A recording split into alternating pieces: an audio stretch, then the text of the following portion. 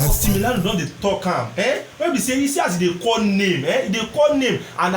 my head dey swell for here cause we know as our Super Eagles dey do am that time when we even if team dey beat us 2-0 I dey always dey confident say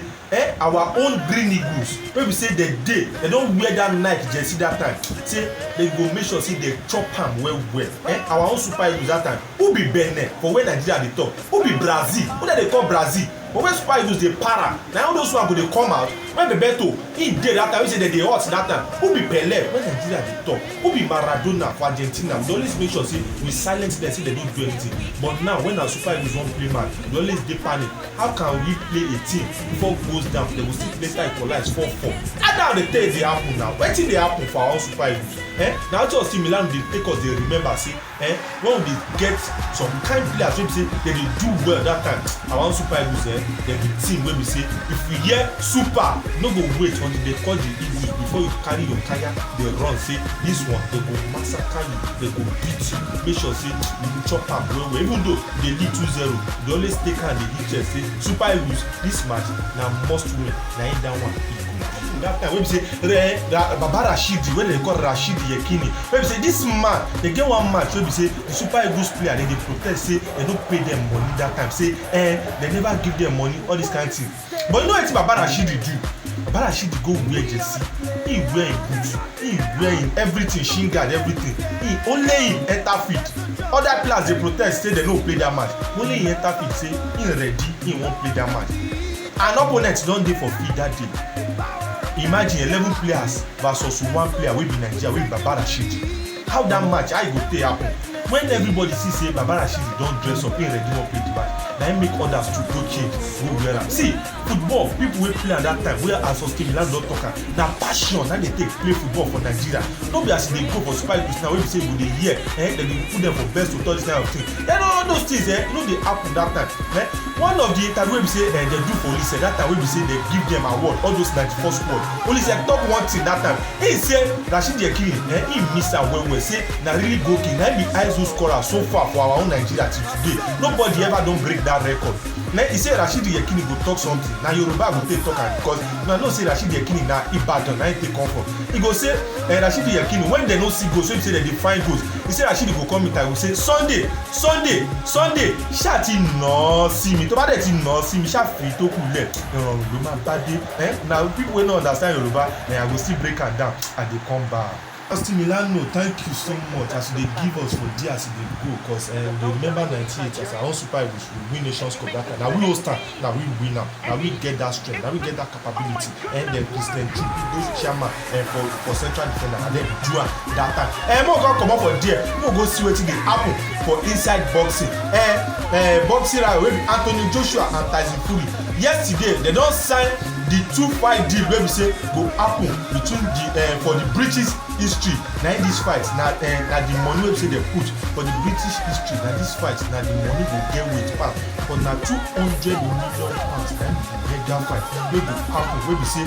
these two fighters wey be say dem go earn anybody wey be say e win and na all bet wey be say dey between these two people na im dey put am say anybody wey win na im go carry all the bet dey go am dem wan do am wey be say dem go know say na the point dem go come count say how e go take be this man na Nigeria dey suppose carry am come call AJ but due to COVID na im dey talk say AJ who just try come Nigeria say dem carry am come Nigeria you know say Nigeria go plenty for there one hundred as dey go and na the date na we dey wait for wey this fight e go shele but we dey hear say this fight e go take place for either June or July but date e still never dey but anytime wey be say dem put am for Oba Sport on Oba FM we go give una as e go. Barcelona dey play Huesca yesterday Barcelona win yesterday 4-1 Lionel Messi he make sure say he do am as he dey always do am Messi he score 2 goals yesterday Antoine Griezmann he sef score 1 goal yesterday and Mingueza he sef score 1 goal yesterday too Liverpool too dey play their own match yesterday too and na 1-0 na im dey win for their own center for that place too na Wolf na im Liverpool play yesterday and na Diogo Jota na know am that former Wolf player na him come hunt him team wey be say he dey play for before na him come take score na as e take go yesterday na him be that one we don check our time we see say time e no be our friend again time don go we no fit give una much for Europe because I dey like say mo always go for the local scene we dey give una as e dey go because if no promote our own nobody go promote am yesterday you know say we tell una say one MPFL match wey dem reschedule yesterday wey happen between Sunshine Stars vs Nasarawa United that one una know say dem play am for Sunday but dem no come fit conclude the match based on one or two things wey happen when we call the media officer on that Sunday he no pick but later he come get back to us